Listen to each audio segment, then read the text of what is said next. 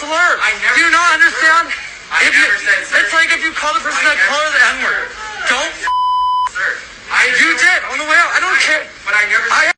So all of that was because a fast food employee allegedly called this person a sir, which is allegedly a slur akin to calling a black person a certain word. I've said it before, I'll say it again. There's a reason that these people behave the way that they do. And I'm not saying that every person who feels he's trans would behave like this, but many of them do. We've seen it before. Sometimes it goes viral.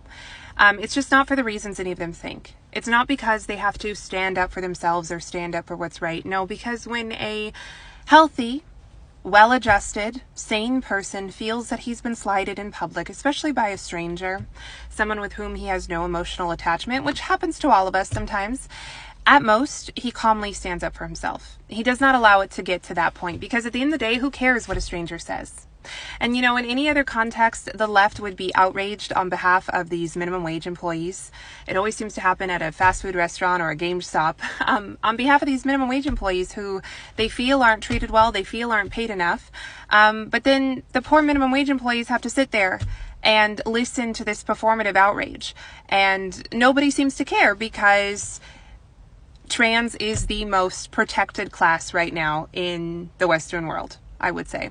And as far as the slight goes, if anyone were to call me a man, and online, sometimes people do, and you know who does it? Trans activists and allies.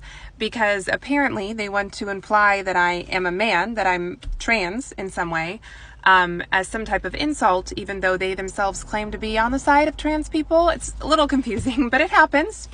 If it ever happened in public to me for any reason, it wouldn't faze me in the slightest. Because my womanhood is intrinsic. My womanhood is biological. My womanhood is real. My womanhood oozes out of almost every pore of my being, and I can feel it. You can see it. Everybody knows it, so who cares? Real women, we have a lot of flaws in general. We freak out over certain things in general. But being called sir, generally speaking, is not one of them. If these men want us to believe that they're real women, then they would do well to do the same.